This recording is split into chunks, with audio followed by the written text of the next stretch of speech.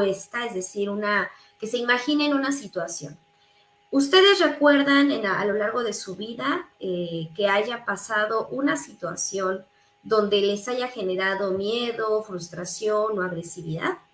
Si sí la recuerdan, seguramente en estos momentos podrán identificar a lo mejor cierta sensación como de vacío, o bien puede ser que su cuerpo se reaccione, puede ser que perciba como dolor en el estómago, un poco de como esta llamadita, ¿cómo le llaman? Como mariposas en el estómago, pero no es realmente positivo. A veces hay ciertas emociones que se perciben en el cuerpo y que no siempre logramos identificar. Las maripositas del estómago es como una sensación de hormigueo en el estómago, básicamente, pero que no significa que es porque estás enamorado. También puede ser por miedo, puede ser por un recuerdo. Y bueno, el cuerpo realmente reacciona bajo diferentes momentos. Entonces, si tú lo recordaste y de alguna manera percibiste que eso que evocaste te arrojó alguna emoción corporal en estos momentos, o bien te hizo sentir de una manera extraña, pero fue fugaz, pues estamos hablando de que el cuerpo y la mente tienen cierta memoria que en el momento que tú evocas un recuerdo va a generar otra vez una ligera reacción, más no la misma intensidad de lo que viviste. Y yo lo planteo desde esta perspectiva en un inicio porque me parece muy interesante cómo aunque ya pudo haber pasado años o pudo haber pasado meses y temporadas para haber vivido cierto suceso, el cuerpo sigue reaccionando. O bien puedes sentir como una emoción muy sencilla, pero bueno, nada que afecte tu rendimiento. Entonces, bueno, estamos hablando ahorita de una cuestión de evocar la emoción, pero ¿qué pasa cuando en el momento, en este preciso momento, tú percibes alguna o te pasa alguna situación donde te enoja o hay algo que ahorita estás irritable o estás molesto? Y el punto aquí es cómo manejar la situación en el presente. Para poder entenderlo, yo quiero platicarles que el estudio de las emociones ha sido una cosa impresionante, o sea, realmente nuestra base principal en el área de la psicología, para entender las emociones, la base principal fue la filosofía. Y la filosofía hizo bastante trabajo para poder entenderlas. Por lo general esos estudios fueron más centrados como en las emociones negativas, como el miedo, pudo haberse centrado más como en el condicionamiento, en esta sensación de privación, verificar a lo mejor sí qué pasa cuando tú hay algo que deseas muchísimo y lo retiras, que tiene que ver con la frustración y no lo obtienes. Entonces se centró muchísimo en las emociones negativas. Entonces, si ustedes googlean filosofía del miedo, la frustración y la agresividad, van a encontrar varias cosas y sobre todo experimentos en el caso de la agresividad incluso.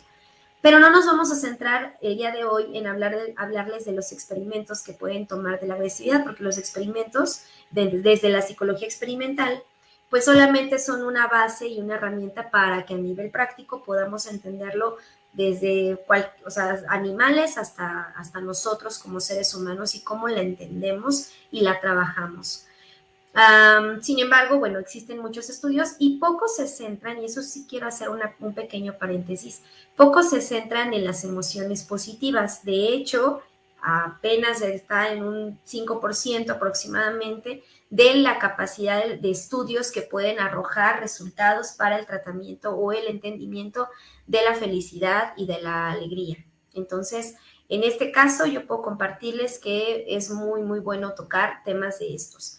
Les comparto la diferencia porque también poca gente, y creo que lo vimos en una transmisión pasada, poca gente busca información sobre cómo me mantengo alegre, cómo puedo mantenerme motivado. Por lo general es por qué estoy enojado, por qué estoy frustrado, por qué estoy de malas, por qué tengo miedo, cuál es la causa de esta situación. Y entonces vienen más las preguntas sobre esa línea que preguntar cómo le hago para mantenerme estable, para estar mentalmente bien, para tener ciertos momentos de felicidad. Entonces, principalmente quiero compartirles que aquí hay que distinguir dos cosas, la emoción y el sentimiento. La emoción es un estado que es, como decirles, como más fugaz, ¿no? Que el sentimiento. El sentimiento es algo que se mantiene por más tiempo. Pero, por ejemplo, si yo hablo de la alegría, es una emoción, y si hablo de la felicidad, ese es un estado, ¿no? Ese es un sentimiento que se encuentra y que es muy posible que la gente pueda decir si soy feliz o no soy feliz, si tengo felicidad o no tengo felicidad, pero decir estoy alegre puede ser que ahorita no lo estés, pero si seas feliz, sí me doy a entender. Entonces, esa es la diferencia. Entonces, el sentimiento es muchísimo más prolongado, por así decirlo, y la emoción es fugaz, es en el momento, la percibes y en la tarde, a los minutos, ya se te desvaneció esa emoción y tienes otra. Entonces es importante identificarlas para que también uno lo pueda entender, pueda analizar. Y bueno, ¿quién no se ha enojado? Realmente todos hemos pasado por un momento así. Padres, madres de familia se pueden enojar con los hijos porque no hacen la tarea, porque no obedecen. En el trabajo podemos enojarnos porque no salen las cosas como deseamos. En la vida personal, o sea, en la vida íntima, hablando de una introspección, es decir, mirarte a ti mismo, también puedes enojarte contigo sobre cierto comportamiento que dices, no quiero ser esta persona, me cuesta trabajo ser esta persona y pues quiero cambiarlo, entonces me frustra. Bueno, para poder hablar un poco sobre definiciones, yo quiero compartirles que en el caso de la frustración se va a manifestar como un deseo o apetito, incluso, por así decirlo, es decir, algo que es como una necesidad, es una sensación fuerte de poseer una cosa. Está alentado por lo general por un recuerdo de esa situación o de esa cosa, de ese objeto. Sin embargo, es reprimido, no lo puedes obtener y eso hace que te excluya como de ese alcance que idealizaste tener. Entonces, esa es la frustración, algo, y yo se lo digo a mis pacientes niños, algo lo tienes o que deseas tener, pero que no lo consigues, ¿no? A mis pacientes niños les digo, ¿qué es frustración? Algo que deseas y no lo puedes tener. Muchos de ellos, y eso me encanta en mi caso, los niños, no, eso no es frustración, eso serían celos. Entonces, tenemos que hablar de muchas emociones, pero ahorita nos vamos a centrar realmente en la frustración, algo que puedes obtener o que deseas obtener y no lo tienes. Un título universitario, de maestría, de lo que sea, un objeto más como de patrimonio, una casa, un carro, algo que estás para alcanzarlo y te estás esforzando en eso, pero no lo tienes. De hecho, la frustración se experimenta muchísimo en actividades que son más de juegos de mesa o juegos de roles, donde sabes que alguien tiene que ganar y realmente no tiene ese resultado, no ganas.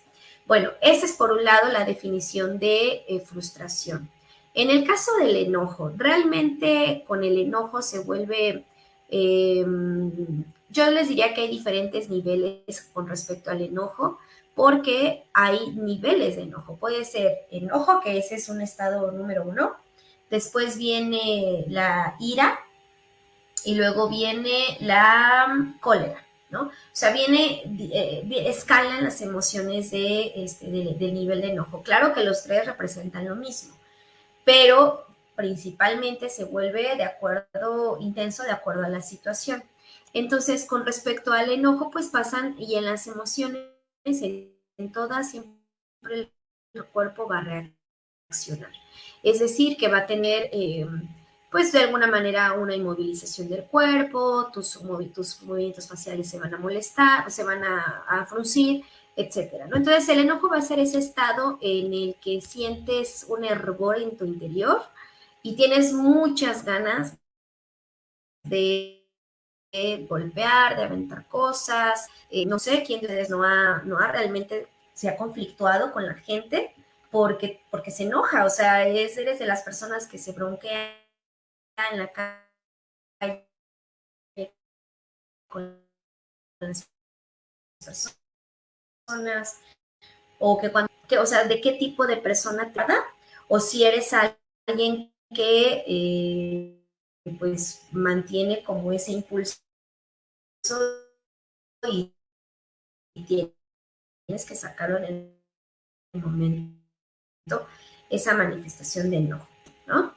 Pero bueno, este concepto, bueno, del enojo. Y respecto al concepto del miedo, tiene que ver particularmente con una emoción que se va a caracterizar por experimentar esta sensación desagradable, puede ser leve o intensa, de sentir que estás en peligro o de imaginar cosas. Sabes que algo va a pasar y obviamente se vuelve una incertidumbre que no puedes controlar, ¿no? Se vuelve algo que no sabes qué va a suceder y por eso te da mucho miedo.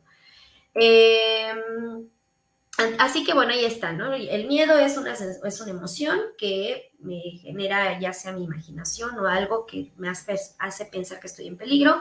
El enojo va a ser un estado emocional que puede variar de intensidad. Ya hablamos de los 3 niveles, que es enojo, ira o cólera.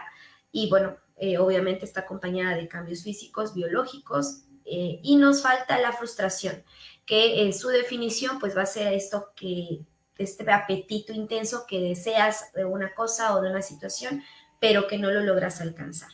Quienes me estén escuchando, yo, si es que lo desean compartir, pueden escribir aquí qué es lo que les ha generado miedo, frustración o enojo. Puedes elegir una emoción y tú podrás poner agresividad, me pasó en tal situación, miedo en tal o frustración en tal.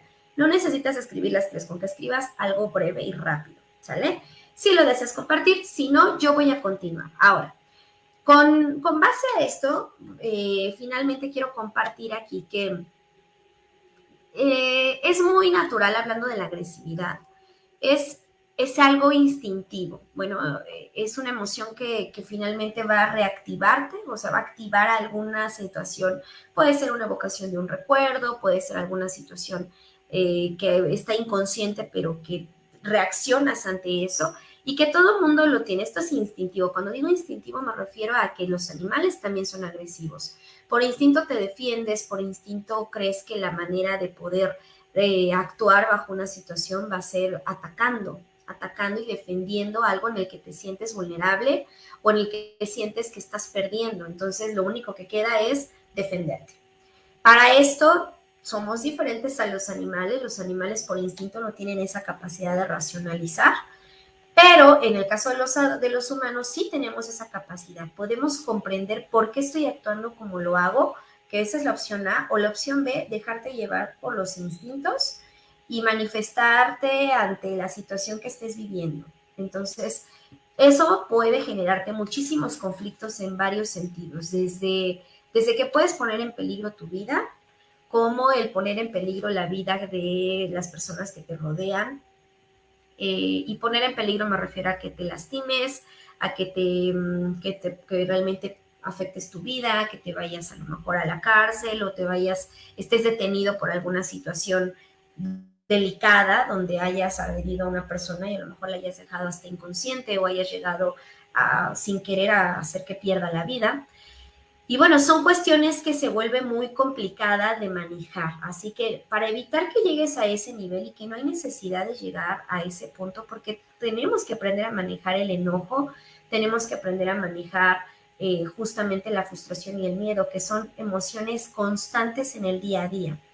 Particularmente la agresividad, quiero, antes de darles algunos puntos, informarles que yo ahorita hablé de enojo, miedo e ira, pero estas tres son emociones y la agresividad finalmente es un estado, que es un estado, un sentimiento, que es lo que ahorita estábamos platicando. Entonces, la agresividad es algo que se junta, que puede juntar la ira, la cólera y el enojo, y que hace que esto se potencialice. Y entonces la agresividad es la acción que tú haces hacia un objeto, una circunstancia, una persona, pero que ya lo sacaste, o sea, no es solamente la emoción, sino ya está realmente afectando al entorno y a terceros.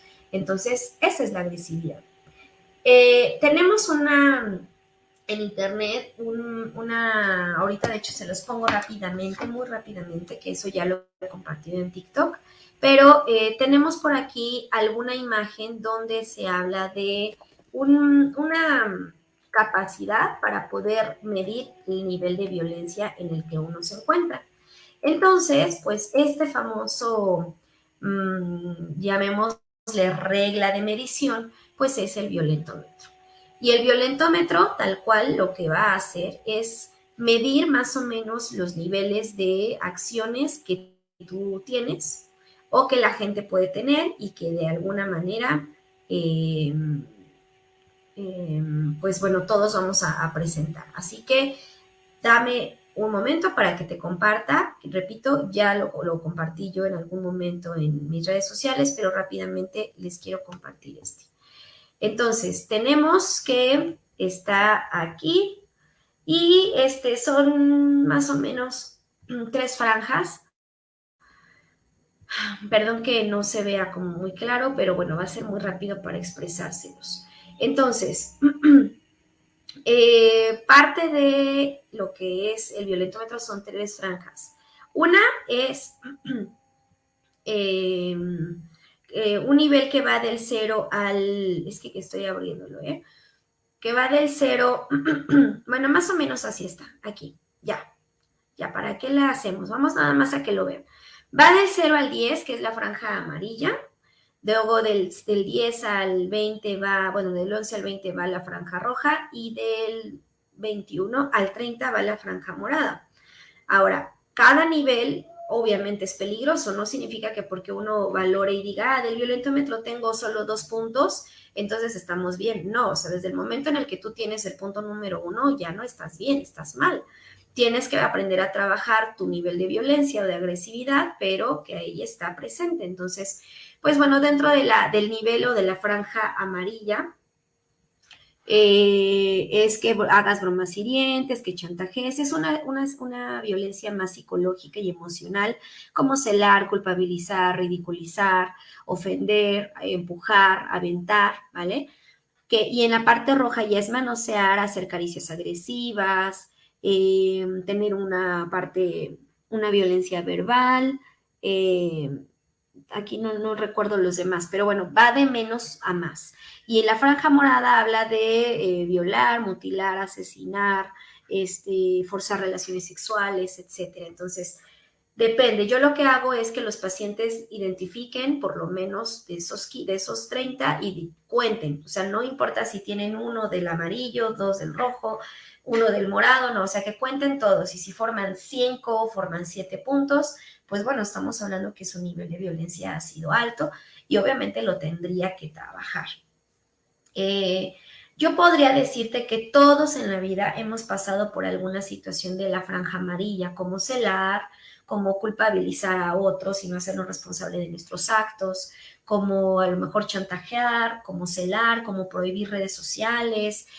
Por acá hay un apartado de la franja amarilla que dice amistad, prohibir amistades, prohibir redes sociales, prohibir familia, relaciones sociales, ¿no? Entonces, básicamente, el violentómetro es esto, pero sí puedo decirles que es una gran ayuda para que todos ubiquemos de manera clara de qué manera estoy siendo violento y obviamente eso te va a generar otras emociones como es la frustración o como es el miedo.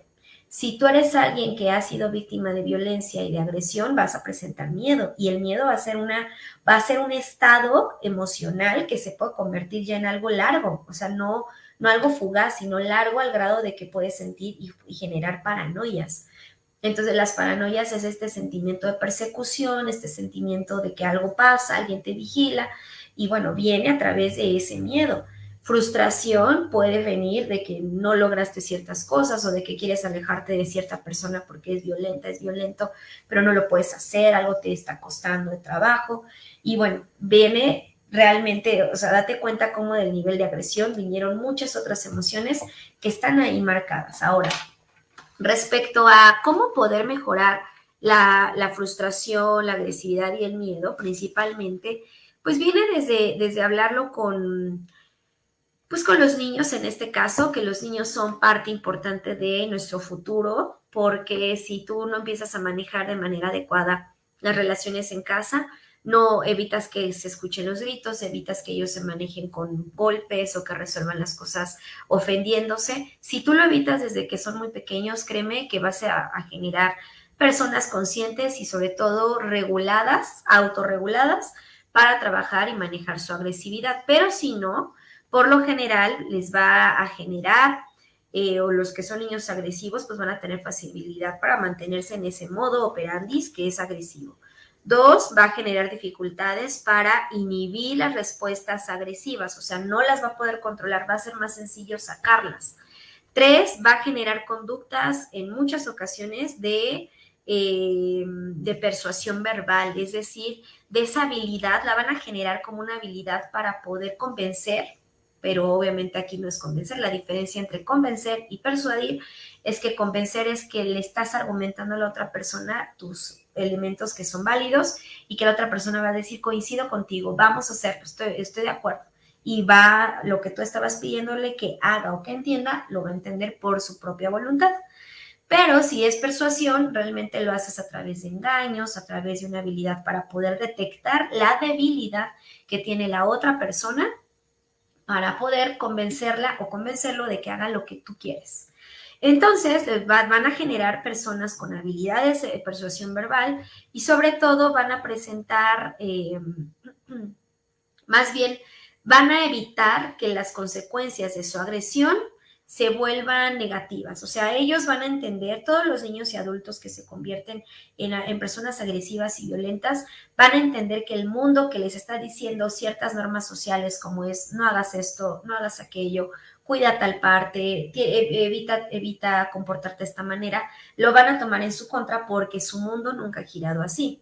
Su mundo ha sido donde se ha manifestado, donde esa persona pues obtiene lo que quiere a través de persuasión, a través de golpes, a través de agresividad, a través incluso de la imponencia, perdón, que tiene cualquier persona que es violenta, que inmediatamente las facciones de la cara son muy diferentes. Si tú te has topado con una persona que inmediatamente te da miedo, por ejemplo, o que te da como una sensación de que no es una agradable persona, se notan las facciones, porque bien se los dije, las emociones te van a generar reacciones fisiológicas que se van a marcar y se van a ver. Entonces, también los rasgos de la cara, la manera en la que se mira, la manera en la que se habla, tiene que ver mucho con el estilo de vida.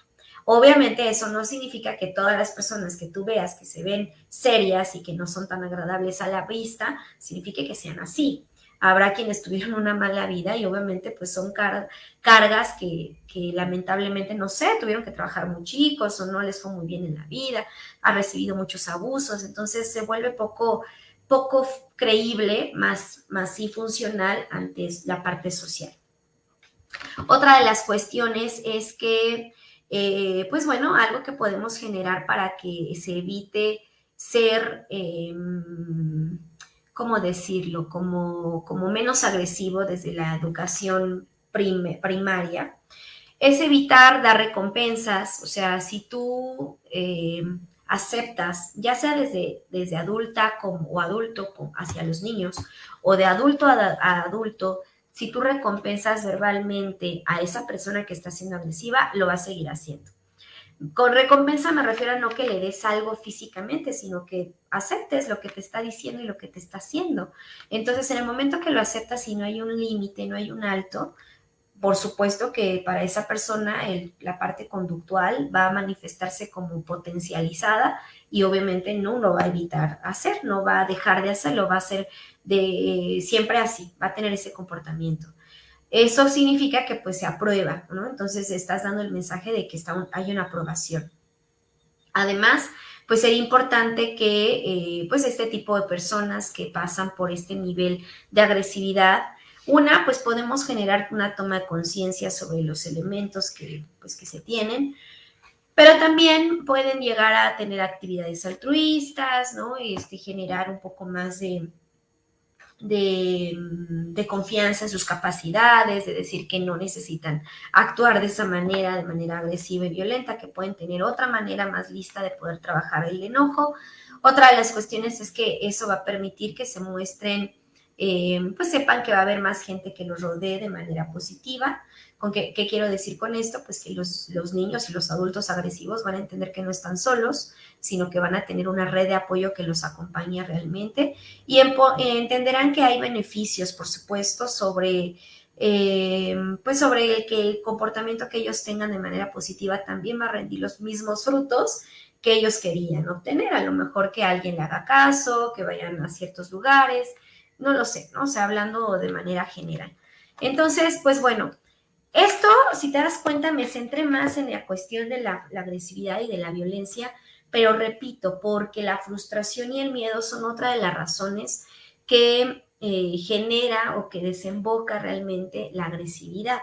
Si tú analizas los puntos del violentómetro que te mostré, te vas a dar cuenta que hay muchas cosas que vas a trabajar. Si a lo mejor dices, híjole, o sea, yo sí hice 3 cosas del violentómetro, pero a mí me han hecho 20 o a mí me han hecho 30 o me han hecho, no sé, ¿no? O sea, depende de los puntos. Estaríamos hablando de que entonces tú eres una persona que realmente no ha vivido buenas etapas y que seguramente le está costando mucho trabajo marcar límites. Entonces, pues a lo mejor vas a ser alguien que está más dentro de lo que es el miedo y la frustración, porque todo lo que en algún momento pudieron ejecutar en ti desde el violentómetro, pues a lo mejor fue trabajado de manera justa o bien pudo no haber pasado nada y haber quedado impune, si pudiéramos decirlo así. Entonces, desde ahí podemos partir a identificar varias cosas. Por aquí me gustaría leer el comentario que nos escribió hace un momento Sandra, porque preguntaba yo qué tipo de ejemplos tienen sobre las emociones que estamos hablando. Y bueno, ella nos comenta que siente miedo porque la asaltaron y ahora camino y tengo la sensación de que van a llegar y me van a amagar o amarrar, no sé. Ok. Pero bueno, básicamente en esta dinámica o en este concepto estamos viendo que hay como vienen imágenes o vienen ciertas cosas que ya no están dentro de la realidad. No sé si me explico. Es decir, de una situación que te pasó, y eso hablándolo con ella, hablándolo con otra persona en general, algo que te sucede, inmediatamente va a generar que cuando pasas por ese mismo lugar te va a evocar sensaciones, te va a evocar recuerdos y vas a sentir esa sensación de que te persiguen. Si esto, mi querida Sandra, tiene poco, pues bueno, yo te diría que poco a poco lo vas a ir mejorando, ¿no? O sea, vas a ir trabajando esta dinámica y va a ir reduciendo, pero también tú tendrás que trabajar bastante con el aprender a tener pensamientos positivos que te permitan pensar que eso ya pasó, que obviamente yo sé que nadie está seguro en esta ciudad, pero finalmente no puedes vivir con el miedo y con la impotencia. Tienes que aprender a soltarlo y a tener más precaución probablemente, a caminar, a lo mejor cambiar de otra ruta para que vaya bajando esa sensación en dado caso. Buscar otra alternativa que te dé la seguridad que necesitas para que evites sentir ese miedo tan fuerte y después pudiera convertirse probablemente, si es que llegas a sentir a lo mejor algún tipo de angustia o algún tipo de taquicardia, por ejemplo, o sea, que físicamente reacciones, entonces estaríamos viendo que eso no está trabajado y hay que trabajarlo. Pero te agradezco muchísimo el comentario porque nos ayuda mucho a poder verificar de qué manera pues trabajamos los demás nuestras emociones y cómo lo vamos a mejorar.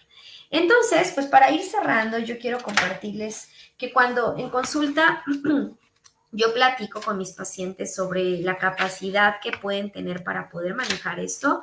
Una es ser consciente, tomar una autocrítica de tus propias acciones. No te fijes tanto en lo que otros han hecho hacia ti, ni tampoco en lo que otros hicieron en la vida, sino en ti. Y eso es bien difícil, tener esa capacidad de autocrítica, tener esa capacidad de autorreflexión, se vuelve muy complicado porque lo que necesitas ahí es aceptar y sobre todo pues reconocer o considerar que obviamente hay una existencia de esta emoción y que no es algo que se quede como fugaz, o sea, o se vaya de manera fugaz, sino que es algo que permanece. O sea, si la agresión la tienes casi todo el tiempo, hay mucho que trabajar desde ese punto.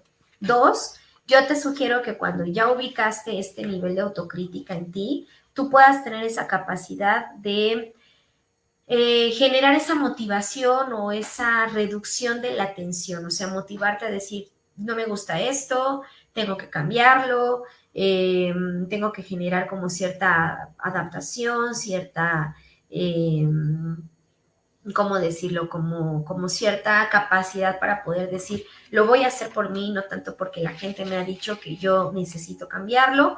La siguiente también es saber por qué se activó la emoción, ¿sale? O sea, esta motivación no va solamente a las ganas de querer cambiar, sino también que ubiques qué es lo que activó la emoción. Si te activó un comentario que hizo fulanito, una situación que se vino de la parte externa, el ruido, el dolor de cabeza, si no dormiste bien, tienes que identificarlo, porque en el momento que eso suceda, vas a poder resolver, si es algo que pueda atenderse rápido, vas a resolver la situación en el momento, y de lo contrario, pues vas a saber que lo que estás viviendo no tiene que ver con el trabajo, con algo que estés llevando a cabo en ese momento. El siguiente punto es que generes conciencia sobre estos actos y que cada vez a lo mejor no vas a generalizar el cambio de comportamiento en todos los contextos, pero sí el hecho de que hagas esta conciencia y este cambio ligero puede ser en algunos puntitos muy chiquititos. Y eso habla de que estás generando valores, estás generando autocontrol, estás bajando en la capacidad, la sensación de ansiedad que puede generar esa sensación de querer modificar tu comportamiento. Y bueno, va a generarte cierta sensación, llamémosle si fuera posible, de libertad, de que ya no te está controlando la emoción, que no estás bien, no te estás afectando porque la emoción se vuelva más fuerte que tú. Y eso, claro, que le va a dar una estructura a tu personalidad. Así que yo espero que el día de hoy haya sido muy clara la explicación, que haya sido con ejemplos buenos. Yo les agradezco, gracias a ti, Sandra, por tu comentario. Yo les agradezco mucho sus aportaciones, el que compartan nuestras redes, el que nos vean constantemente y que siempre nos estén apoyando en esta comunidad que pues de alguna forma se ha vuelto grande y que en la terapia y en la consulta pues también nos llegan siempre buenos comentarios, pacientes nuevos, recomendaciones del trabajo y eso créanme que nos engrandece bastante. Así que les mando un abrazo enorme, cuídense mucho y nos vemos la siguiente semana, jueves a las 11 de la mañana. Para la siguiente semana ya tendríamos temas nuevos, entonces estén pendientes de las publicaciones que se tengan ahí sobre las transmisiones en vivo. Ahora sí, nos vemos la próxima. Cuídense mucho.